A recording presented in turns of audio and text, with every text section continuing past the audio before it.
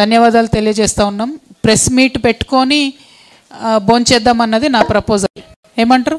అవుతుందా? లేకపోతే పక్కన ప్రెస్ మీట్ క్లోజ్ చేద్దాం. ఓకే.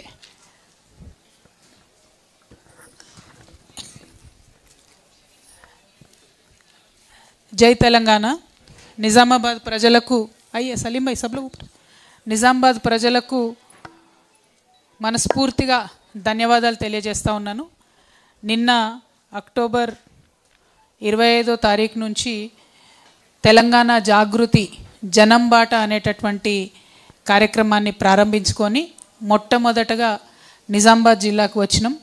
మరి నిజామాబాద్ జిల్లాకు రావడంతోనే పెద్ద ఎత్తున డిచ్పల్లి ఇందల్వాయి టోల్గేట్ దగ్గర నుంచి మొదలు పెడితే మన పెద్ద ఎత్తున యువమిత్రులు బైకులతోని ర్యాలీలతోని ఆడబిడ్డలు బతుకమ్మలతోని అట్లానే చాలామంది తరలి వచ్చి మరి అండగా నిలబడతామని చెప్పి మాట్లాడినటువంటి విధానం, స్వాగతం పలికినటువంటి విధానం నిజామాబాద్ బిడ్డలందరికీ కూడా మనస్ఫూర్తిగా నేను నా ధన్యవాదాలు తెలియజేస్తూ ఉన్నాను.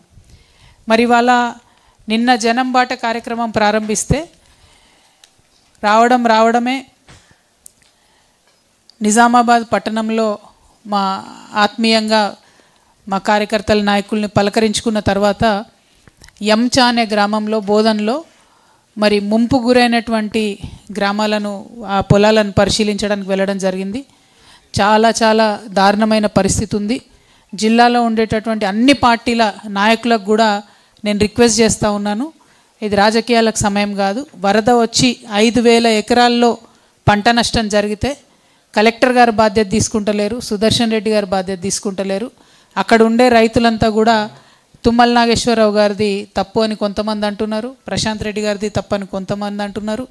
ఎవరు తప్పు ఎవరు ఒప్పు అన్నది పక్కకు పెడితే ఎకరానికి గోదావరి పరివాహక ప్రాంతాల్లో భూములు మునిగిపోయినటువంటి రైతులకు, పంట నష్టం జరిగినటువంటి రైతులకు ఎకరానికి 50,000 రూపాయలు ఇవ్వాలని నేను డిమాండ్ చేస్తూ ఉన్నాను. అదేవిధంగా ఉమ్మడి నిజామాబాద్ జిల్లాలో దాదాపుగా 70,000 ఎకరాల్లో మక్క రైతులు నిలువు దోపిడికి గురైనటువంటి సందర్భాన్ని కూడా ఈ పర్యటనలో నేను గమనించడం జరిగింది. ప్రధానంగా కనీస మద్దతు ధర కొంటమని చెప్పి ఈ ప్రభుత్వం చెప్పింది. కనీస మద్దతు ధర కొనడంతో పాటు 400 రూపాయలు బోనస్ ఇస్తామని కూడా చెప్పింది. కానీ ఇవాళ ఆ పరిస్థితి లేదు. 80% మంది దళారులకు మక్కలు అమ్ముకున్న తర్వాత దాదాపు 1,700 రూపాయలకి అమ్మేసుకున్నారు రైతులు. ఆ తర్వాత వారం కింద నుంచి కొనుగోలు కేంద్రాలు పెడతామని హడావుడి చేస్తున్నారు. అవి కూడా ఎక్కడ ఫుల్లీ ఫంక్షనల్ లేవు. సో నేను రిక్వెస్ట్ చేసేది ఏంటంటే, ఈ ప్రభుత్వాన్ని డిమాండ్ చేసేది ఏంటంటే, మీ అలసత్వం వల్ల, మీరు ఆలస్యం చేయడం వల్ల, మీ పట్టిలేనితనం వల్ల ఒక్కొక్క మక్క రైతుకు 700 రూపాయల నష్టం జరిగింది పర్ క్వింటాల్. తక్షణమే మక్క రైతులకు బోనస్ చెల్లించాలని, మక్క కొనుగోలు కేంద్రాలని ప్రారంభించాలని ఈ సందర్భంగా డిమాండ్ చేస్తున్నాం. సేమ్ ఇదే విషయం వరి రైతులకు కూడా జరిగింది.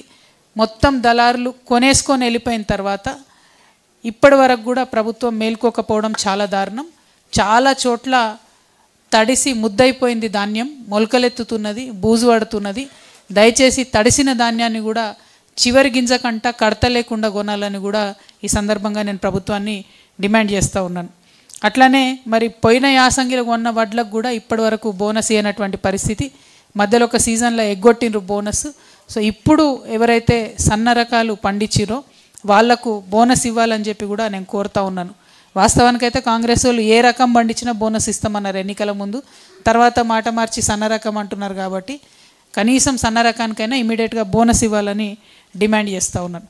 అట్లనే బీడీ కార్మికులకు సంబంధించి మీరు చూస్తున్నారు, ఒక్కొక్కసారి ఒక్కొక్క కంపెనీ ఆడబిడ్డలకు ఇవ్వాల్సినటువంటి జీతంలో డబ్బుల్లో దాదాపు 10 రూపాయలు కోసేస్తున్నటువంటి పరిస్థితి.